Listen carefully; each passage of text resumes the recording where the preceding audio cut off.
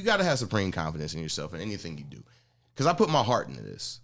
And if I don't believe I'm good at it, then why am I doing it? Okay, this is my question for you with this. Yeah. Who do you think is better than you? That's tough, man. I don't know. I mean, me in 5 years, that he's gonna be a monster. No, like, can we like curve that down? Like, who started around the same time as me, or just like pros? Like, this conversation doesn't really happen very much in stand up, but like, I feel like most people think they're good, and I think. One thing I was lucky early on was I spent a lot of time watching headliners, and I saw what good looks like. And I know that's not where I am. And I think it's important to know the difference between, who's better than you and who you're better than. Yeah. But thinking, like when I hear I'm good, to me, I kind of hear I'm satisfied with like what I'm doing. Oh, and God, no. Yeah. No, absolutely not. Okay. And before I answer this, I'll say I have supreme confidence in myself because I know my talent and I know the work I'm willing to put in. Not saying, oh, yeah, I'm better than all these comics now, but it's like I know I'll get there. So let's start with an easy one. Nate Jackson, better than me. And when I look at Nate Jackson, I did a show with him this weekend. Did you? Yeah. We're down... Olmsted. Oh, nice. Yeah, we did Olmsted together. And... Episode 96 of this podcast, by the way. What Nate came on. Oh, that's dope. Yeah. But I remember the first time I saw Nate Jackson, and I was just like, I should quit. Yeah. I should quit comedy. There's no way I'm going to ever be in a breath of what he has. And I saw him Thursday, and I'm like, I'm not close, but it's like, I kind of felt like I'm at the point where it's like I'm like a talented freshman in high school.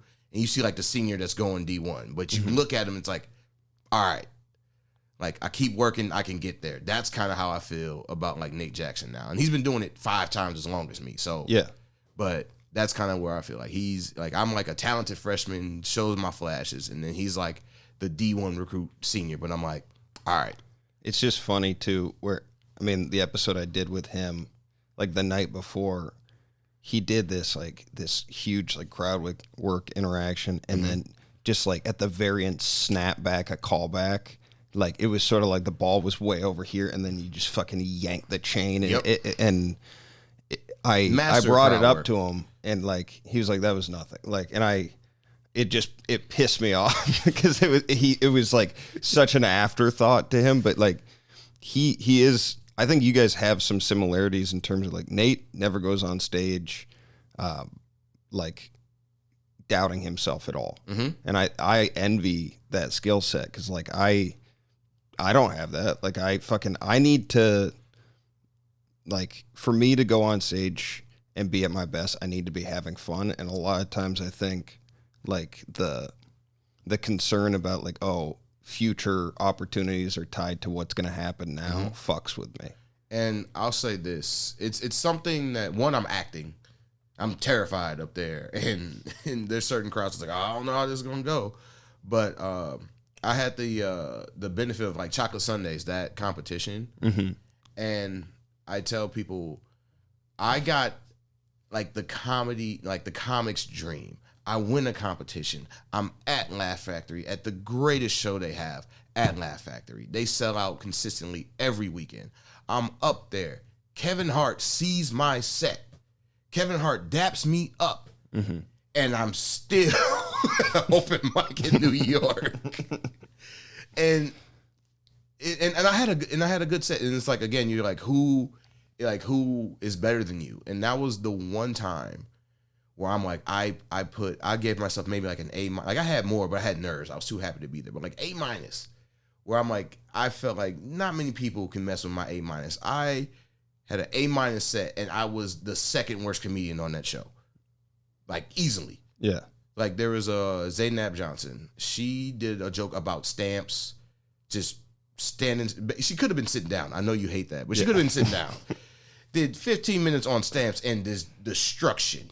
And I'm like, all right, I got work to do. Well, explain what chocolate sundaes is to anybody. Not everybody knows. So chocolate sundaes, I'm going to preface it with the respect I have for the show.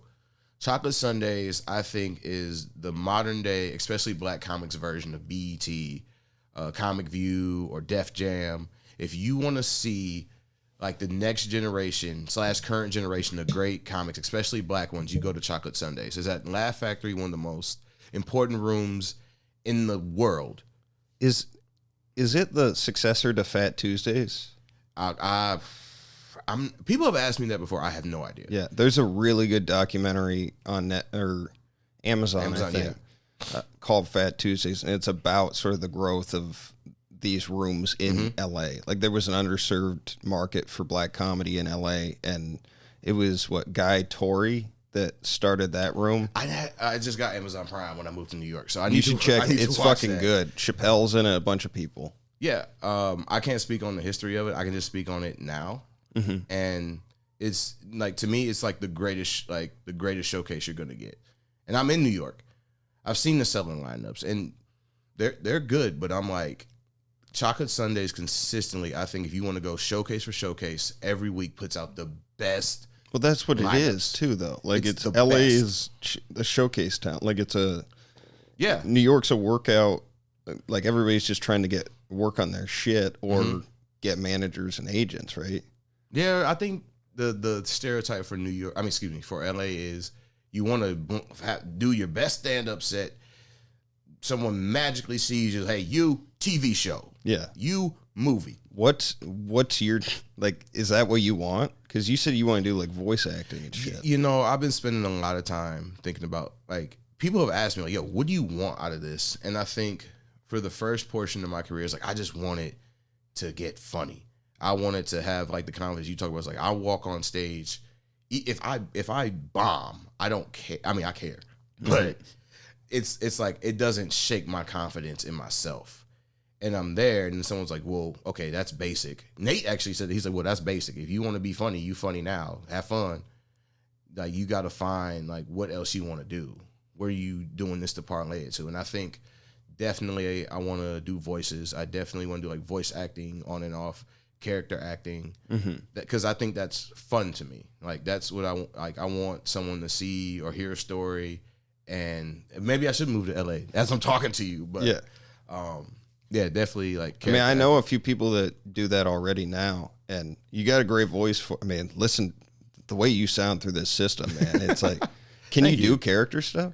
Yeah, I can do character stuff. Like, I don't know if you want me to do one now, but yeah. I mean, I don't mean to put you on the spot, but if you got any, and we can come back to Chocolate Sundaes. We can come back to that. So one thing I like to do just in life, because everyone has like their weird inside jokes.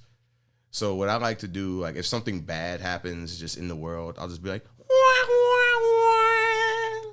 Hey, if you like that video, make sure to hit the subscribe button and follow our page for new weekly content.